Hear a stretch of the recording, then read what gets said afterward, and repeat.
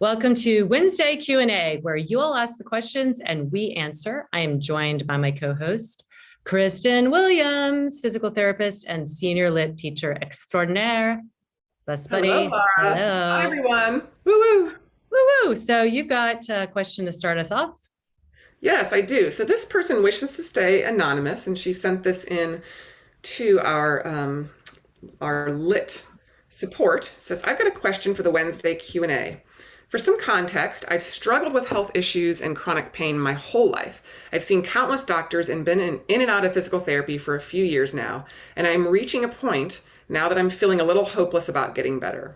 I have a disease called POTS, among others. And so for people who don't know, POTS is postural orthostatic tachycardia syndrome that causes me many awful symptoms, namely chronic fainting episodes and pre-fainting symptoms, as well as exercise intolerance. I've tried to start exercising many times, but it just ends up making me sicker and giving me more pain. My question is, how does one go about beginning exercise when they suffer from exercise intolerance / severe deconditioning and fainting? I've been told by many to start yoga, but inversions make me faint and I get crazy headaches from the blood rush to my head. So that's a lot. Mm-hmm. That's a lot to deal with, not only physically, but also, I think, the emotional strain of that, where she's talking about the fear of fainting, the fear of the pre-fainting, the fear of pain. This is chronic. So you have all of that on top of her POTS, her POTS. So what do you think about that, Laura? Where would you start with someone if they came to you with this very, very significant, let's just call it a situation, for lack of a better term? Yeah. Well, what has been, I mean, we read up on this and exercise is highly recommended. So it's kind of like you're recommended to do this thing that you might actually have some fear around. And for our classes, there's a real simple answer, and that's start at the beginning with the reset, which is all grounded stuff, which is all foundational, which is all building these based on these developmental patterns that are hardwired in the brain. And that in doing that, you will develop core integration. You will be getting a lot of feedback from the ground into your joints. And you can monitor yourself more because you're not going to kind of faint or pass out. You're on the ground, so it's safer. And in that, you're going to help your nervous system, because I'm sure when there is fear of, even if it's not passing out, even if it's just getting a big headache, you're going to have some anxiety about that. So it'll be good for your nervous system to literally get grounded, to feel comfortable on the floor and get stronger. You can start to build your capacity for your core strength, for better breathing. We do, all that stuff that we do in the reset is to really enhance those properties, which are, they're going to be the support network, the breath and your core strength, for helping that wiring in the brain. And you can do things where you start a little inversion, but it won't be anything massive, like in the form of a dolphin. And you can start by going up and really focusing on your breath, noticing how it feels in terms of blood pressure in your head, but trying to use your core more, because a lot of times, yes, your head is going to get blood to it, but it'll get blood to it when it's just hanging. If it's being supported, like the counter action of the core in inverting you really don't get that massive blood stuff. I mean, you're still going to get blood there, but it's that your core is working, your muscles are working, your blood is circulating. When do you feel like you've got blood rushing to your head? When you hang your head over the bed and there's nothing going on. But when you have muscles working, that blood is circulating in multiple places and not just going into the head. And so that's really important. The core work will help that feeling of lightness, fainting, headaches, because the blood's circulating in the core of your body. And that's a really important feature. And then go slow from there. You could even start doing sun salutation ones, spending a little less time in down dog at first, engaging the core tremendously. That's what I would say. What would you add? I agree completely. You know, that's what I love about our reset is that it does start in, I mean, perfect for her. I am someone who has struggled my whole life with an orthostatic hypotension. You know, very different. I don't get the tachycardic symptoms, but where, and I don't know when it's going to hit. It'll be random. I'll go I'll stand up or I'll come up from a supine position and I will black out. I've only fainted once, but my vision will go away, and it's very scary. And I just sit there and I wait for it to come. It's almost like a black curtain comes from the side, and then the black curtain opens back up. And so it never happens when I'm lying down. What I love about the reset is it'll start there and working, like Laura said, the core. You know, when we think about our venous system, now our arterial system, there are muscles in our arteries that pump blood away. We don't have that in our veins. So using the muscles, that's why they recommend exercise.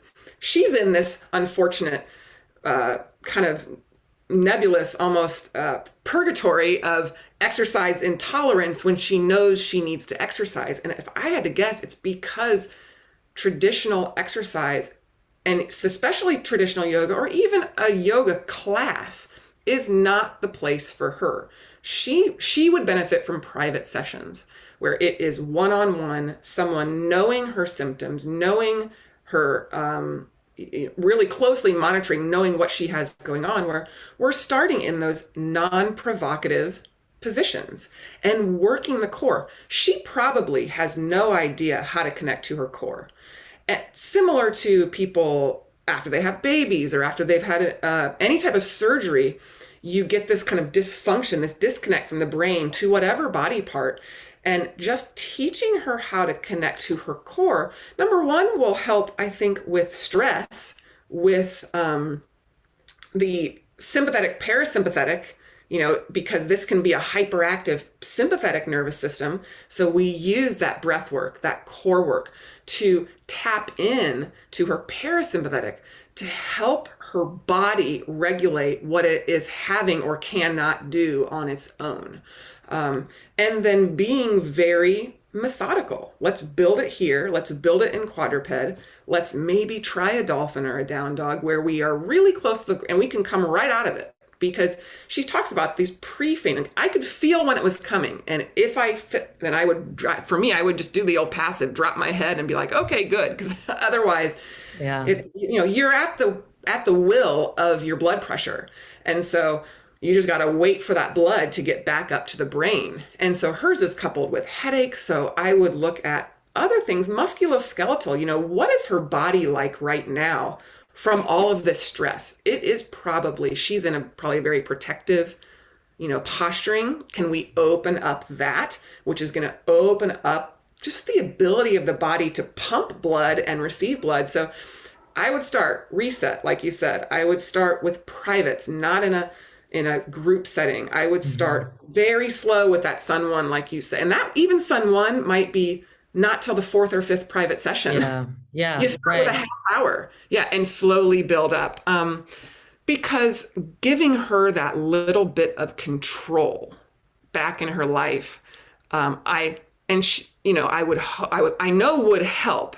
And I hope we would be able to empower her that way with something that was very structured and just, I don't want to call it intelligent, but that there's a plan, that it's intentional. It's intentional and it's empowering because, you know, when you get a quote diagnosis, especially when it's dealing with some of this stuff, which is in your head and in your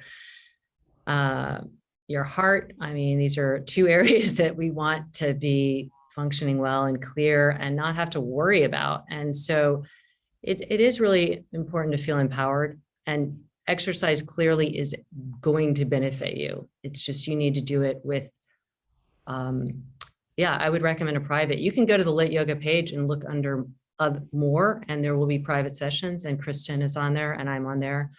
But if it's not us, book with somebody who really knows the body and knows how to kind of take you along the pathway in a gentle but strong way to empower you so that you're not fearful and that you're also working that balanced nervous system. Great question. Best of Okay. luck. Yeah, best of luck, my dear. Tessa asks, I've been following you for a couple of years. I've found your Instagram post and your podcast so helpful. I wish I were closer to you. But here's my question. I was recently diagnosed with osteoporosis. I'm 47. Most of the information out there regarding osteoporosis and movement seems written very much for people older than me. Do you have ways of understanding the risk and suggesting movement for a reasonably healthy, mostly active person my age? Thank you. Osteoporosis. Yeah. Well, the first thing I would double check, is it osteoporosis or osteopenia? Because osteopenia is usually the first stage, but if you're at the stage of osteoporosis, that means that osteopenia is there's like more of a thinning and a weakening of the bones.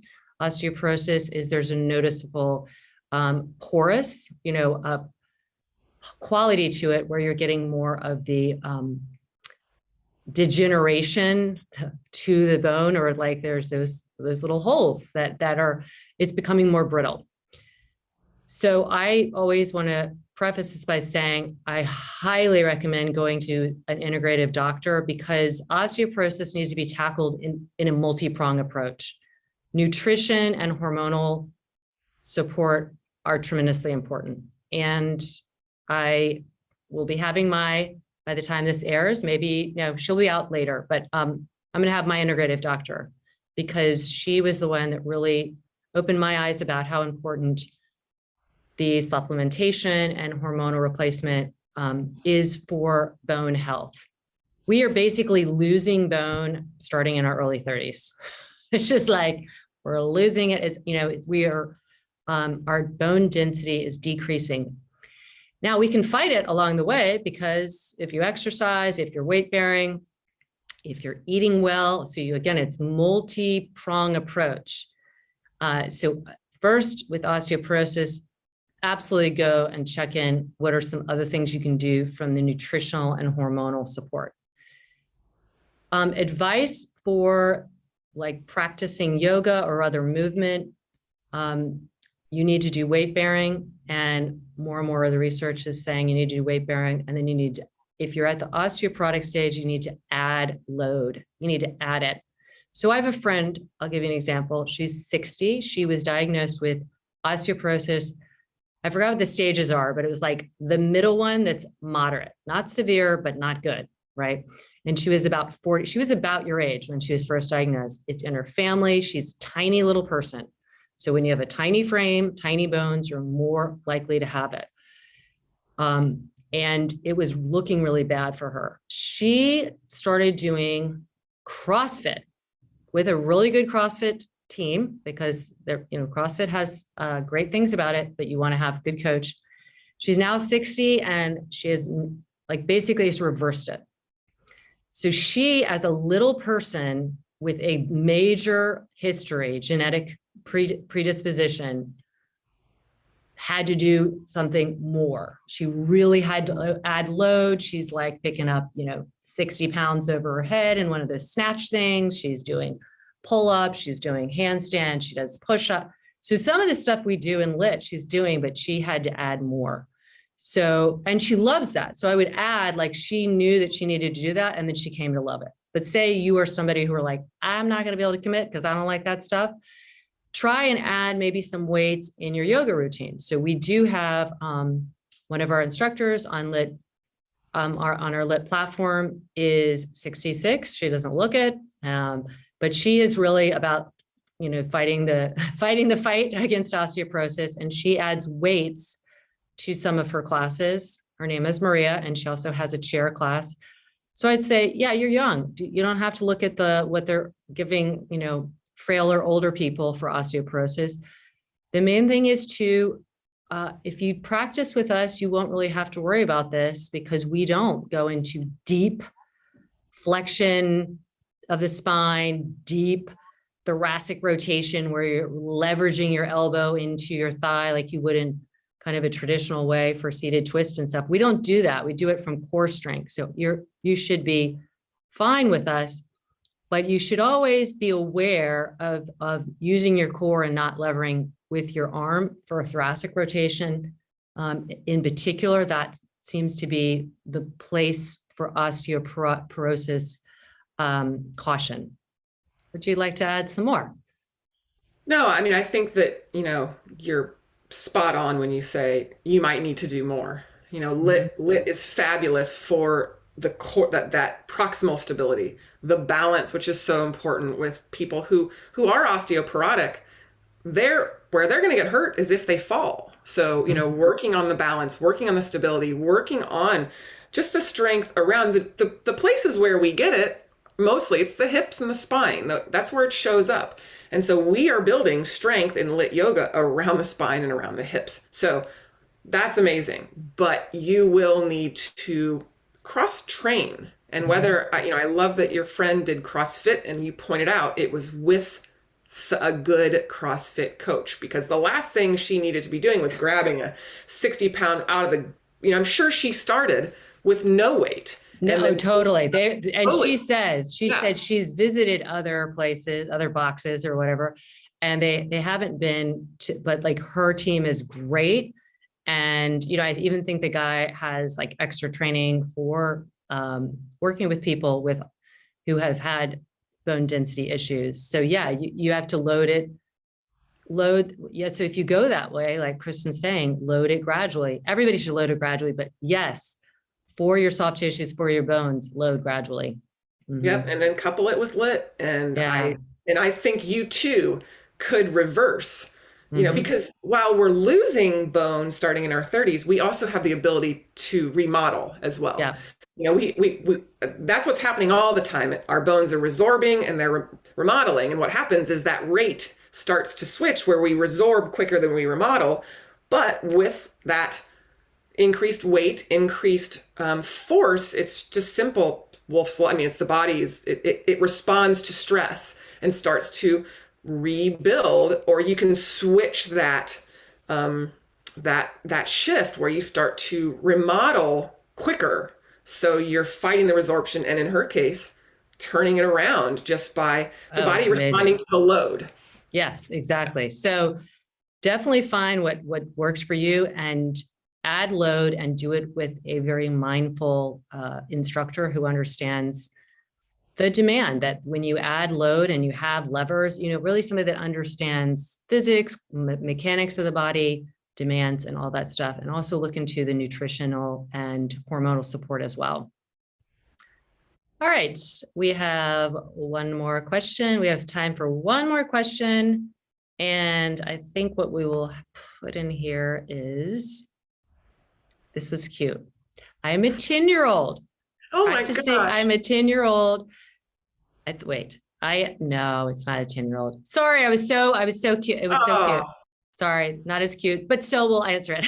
I am a 10-year practicing yogi. Oh, I screenshotted that. I was so excited to talk about a 10-year-old. All right, I'm a 10-year practicing yogi, but my lower and middle back hurts consistently. Well, and this is Paplo Wag, who I do not know, but we want to help you. Paplo Wag. Okay, so you're not alone.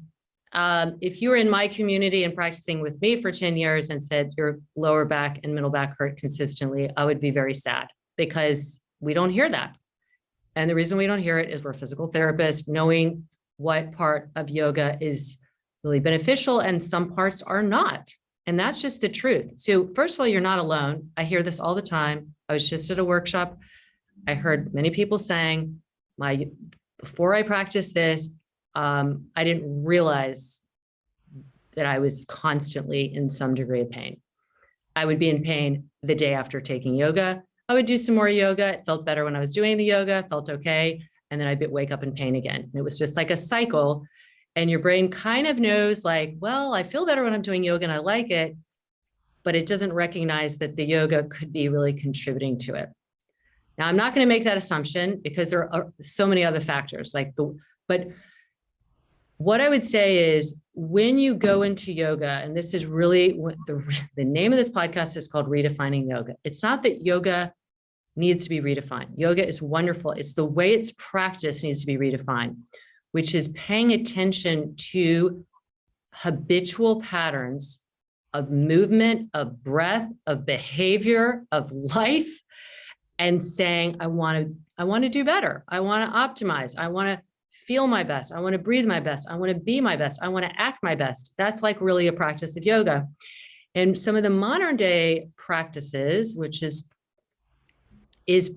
kind of, you tell me what to do and I do it. And it is almost a performance or a parroting, and your body will do and move the way it'll execute a movement to match what you're being told, but you might not be doing it well, meaning your body will figure out a way to do it. And if your back and middle back, if your low back and middle back are hurting you, the yoga is not helping that. It may not be causing it. But what I would like you to think about is, how can yoga actually help you move better in life? How can you pay attention on the mat to how you're moving so your middle and lower back aren't hurting you? So the first thing I would tell you to do is go and take our foundational series on the Lit Daily, for real, because it'll teach you how to first rewire some of the movement patterns that might be causing this middle and lower back. And it might not be on the yoga mat only, but the yoga mat is just further exacerbating it. So for instance, if you're in a lunge and you're this big Anjaneyasana, don't go and sink into your pelvis. Tighten up think of a half kneel like somebody's making a wedding proposal, and get your spine long and your pelvis neutral. And it might not look like a traditional yoga lunge, but it is going to be way better for your lower and middle back. And just take that idea and insert it everywhere. How can you hold, this weekend I said, your spine is your lightsaber. And for the most part, we want to have that lightsaber like lit up, balanced, strong. And then there are times we're going to move it purposefully, symmetrically, in a balanced way. But you want to support your back. And my gut is telling me if it's hurting consistently, it is not supported. And it's got to be supported from these core muscles that we were just talking about. A lot of people don't have that feeling of core muscles. So you're not alone. If you're not being taught how to engage, and it's not sucking your belly in, it is holding yourself in space as you add gravitational demands, as you add multi-joint demands, as you add different planes, and then the complexity. And if you can't hold your center as you add all these different changes, you need to, dial it back and start. And that's what we do every time in our reset, is we set you up to be able to hold yourself in space and be able to support your spine.